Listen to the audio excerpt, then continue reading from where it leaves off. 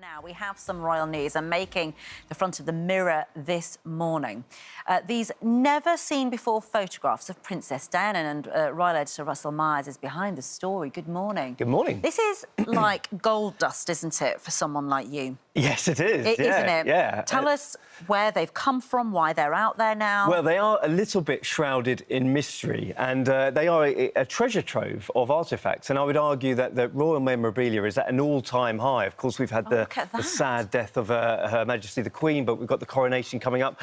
Now, these are pictures of happier times, and we had Princess Diana, now the King Charles, with their 3-month-old son, Prince William. And these were taken back in September 1982 at Balmoral, taken, we believe, by a British businessman called Baron King. He was behind British Airways back in the 80s. And, I mean, just an absolute treasure trove. Now, the auctioneers who we've spoken to have said pretty much the sky is the limit, and we've sort of compare it to some... Is Baron King family or the estate putting these up for auction? Well, again, they are shrouded in mystery, and we will only find out when we come to the auction, and that will be on March the 4th at 10 a.m. The Willingham Auctions in Cambridgeshire are selling them.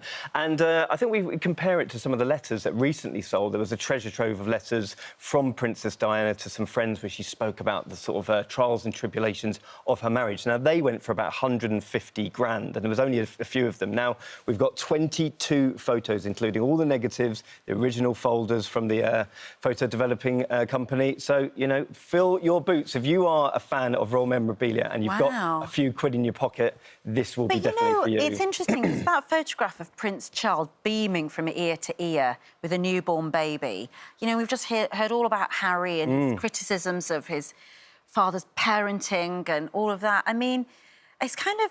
It feels very personal to be selling something like... Do you know what I mean? To me, it feels like... No. Shouldn't it just go back to the family? It feels a bit awkward to me. And it's almost like a time capsule, isn't it? It's something that belongs maybe in the British Museum almost. Because we have here a family who are just enjoying the joys of parenthood and at the Queen's favourite spots in Balmoral. So let's see where they go. But, yeah, if at Willingham Auctions, March the 4th, 10 a.m. if you're interested. Lady Susan Hussey is also on the front of the pages. Remind us why that we should know about this woman, and she's actually back. Well, she is. She's back in business, and this is quite a turnaround because there was a big royal race row that erupted at Buckingham Palace. Now, Lady Susan Hussey, for context, was by the late Queen's side for more than 60 years. She was one of her ladies-in-waiting, one of her most trusted confidants.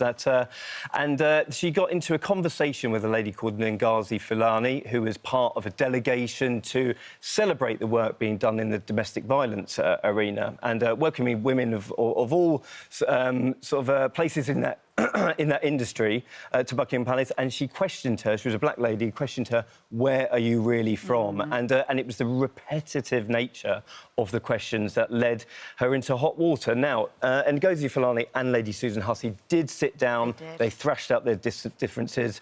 We were told that, excuse me, we were told that Lady Susan Hussey was going to learn some lessons of sort of the language used. So, yes, she's back in business. She's working for Princess Anne, and I think after 60 years, maybe some lessons can be learned. But I think Ngozi Fulani herself did say that she didn't want her to lose her job. So I think it's probably reached its the right conclusion. Yeah, and you've got to learn from everything, haven't you? You do, indeed. Punish, you've got to learn. Now, the Queen Consort has been out of action, hasn't she, because of COVID? She pulled out something yesterday for the second time. I mean, Camilla had it last February as well. It was a Valentine's Day disaster. She had it over Valentine's Day this year, but she's made an excellent recovery. But she did have to pull out of a couple of events last week. Obviously, she was recovering.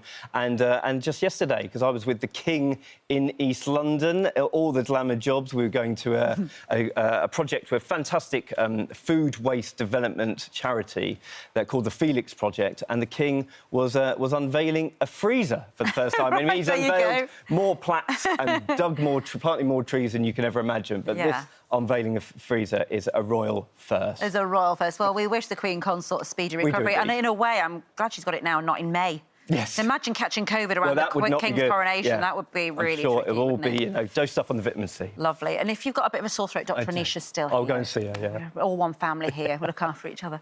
Thanks so much, Russell. Great work on those photographs. Really interesting stuff.